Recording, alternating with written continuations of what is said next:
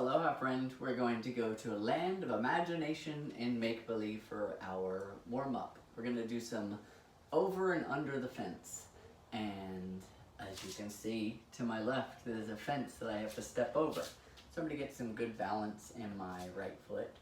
And I'm going to just carefully step over that fence, and then I'm going to carefully bring my foot over. Now, there is a bar about this high that I have to go under to this side of me. And what I'm going to do is I'm going to come under it and then come up to the other side. Now there's another fence. And now there's a bar to go under. And then once you've done a couple of those and start to feel your hips loosen up a little bit, then we go to the other side. You guys can see the fence, right? Balance. Fence seemed bigger on that side. And then come under, and then there's a bar. Weird how these just keep on popping up. And as I warm up, you'll see hips loosen up. I can step over bigger fences and go under lower bars. And that's the idea. We're just trying to get the balance element. We're trying to get the strength and stability.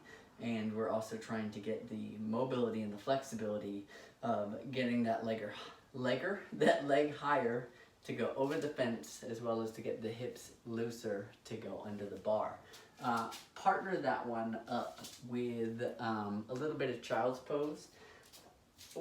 A lot of the yoga classes I've taken, they've encouraged this if things get, it's hot yoga, or if it's one of those like hard power flows, that you should take a rest in child's pose. And one of my favorite things to do is take a rest in child's pose before I even need to, because I like the way it feels so much.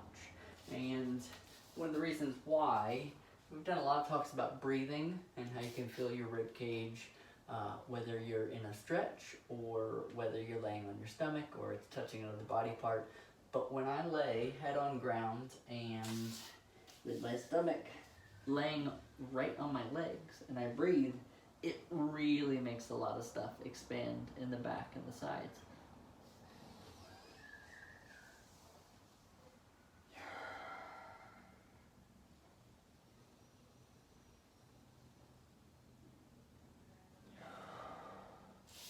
When I add in that one of my struggles since childhood has been sitting on my knees, it's just another time to spend time relatively relaxed in that flexion, and it's actually helped me with getting my butt to my heels in a position like that. So explore with your fence and your bar, and then explore with child's pose. If you really loved it, you're going to do this workout. I want you to do one child's pose at the end as a gift to yourself, because you're worth it, darn it. The strength that we're doing today is a balance lunge. We did this one before where we reached as far forward as we could, touch, reach as far to the side as we can, touch, just a toe, and then reach behind as far as we can.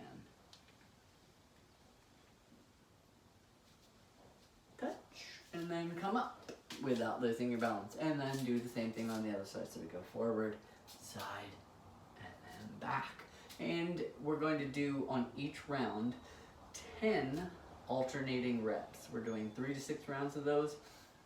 That's the only strength exercise for today, because our guts and butts is a little bit more intense today.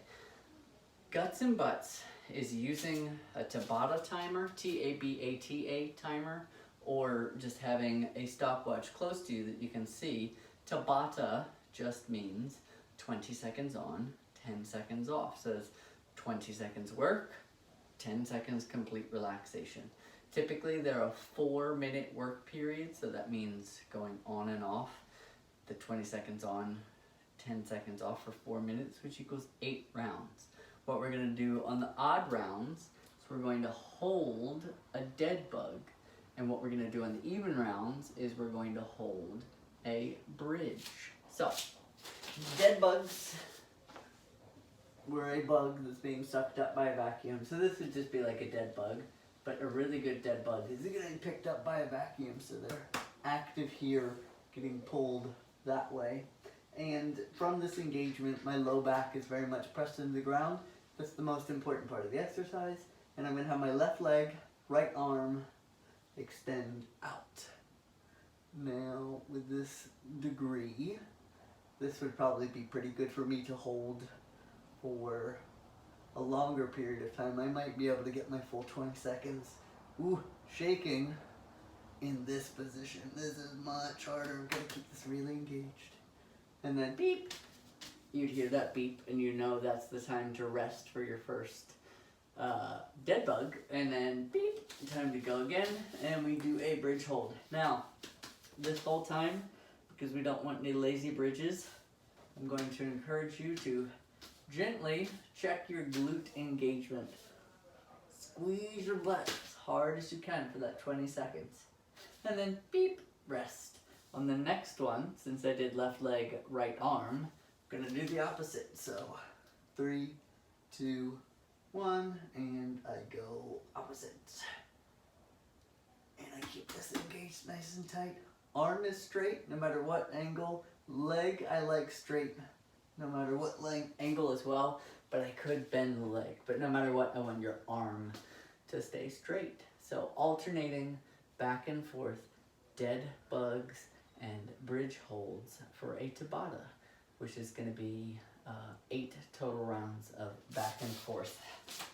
I hope you're having the best day. Thanks, friend.